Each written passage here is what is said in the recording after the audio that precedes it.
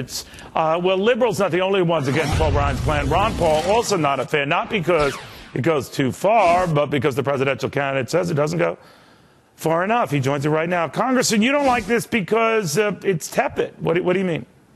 Well, it doesn't cut anything of substance.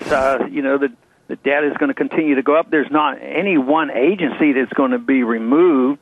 And the goal is to maybe balance the budget in 30 years. That's right. You mentioned a brilliant point, Congressman, as you often do here, that the debt goes up. I mean, people think we're at best curtailing the growth of the debt. This is the most ambitious of the announced plans out of Washington. I know yours is fairly aggressive as a presidential candidate. But best it does is slow the rate of growth down. But it means at the end of 10 years, we're going to still have about $4 trillion more debt under the best assumptions. So what do we do? What do we do? Well, first we have to recognize and admit that we're in the middle of a debt crisis. Keynesianism teaches that debt isn't a problem. If you're in trouble, you get more debt and you spend more money. So that's their philosophy versus that of some of us who think that isn't the problem. We're spending too much money. That is the government spending too much money, and we want the people to spend that more money. So if it's a debt crisis, you can't solve this problem by pretending that you might balance the budget in 30 years. I think we dwell on the budget, and I think it's important, but to me, it's a problem of what the people think the role of government ought to be. See, Paul, who I think he's very sincere, and his budget is obviously better than Obama's, but he said that he's being brave to cut these sacrosanct social programs.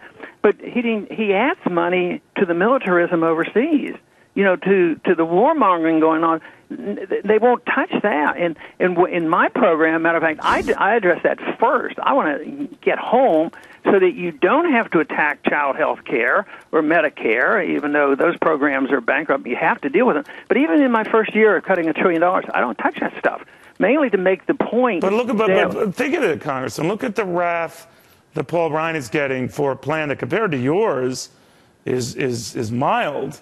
And let's say you become president.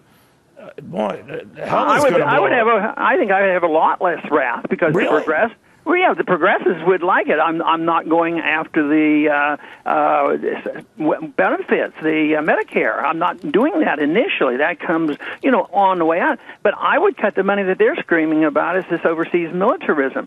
So the progressives, would support me on this.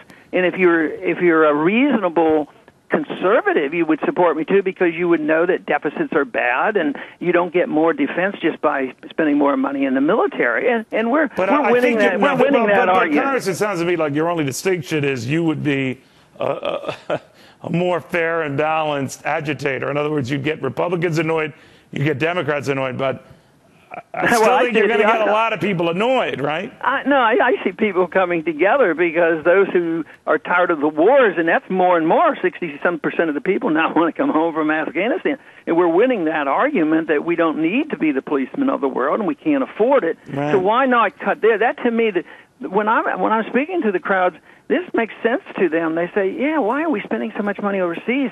And why should we have to go after initially some of these programs? So I think the Republicans, lose the political argument immediately because the Democrats are beating up on them right now, and they say, oh, yeah, we want more weapons, but we're going to deny the elderly for their health care.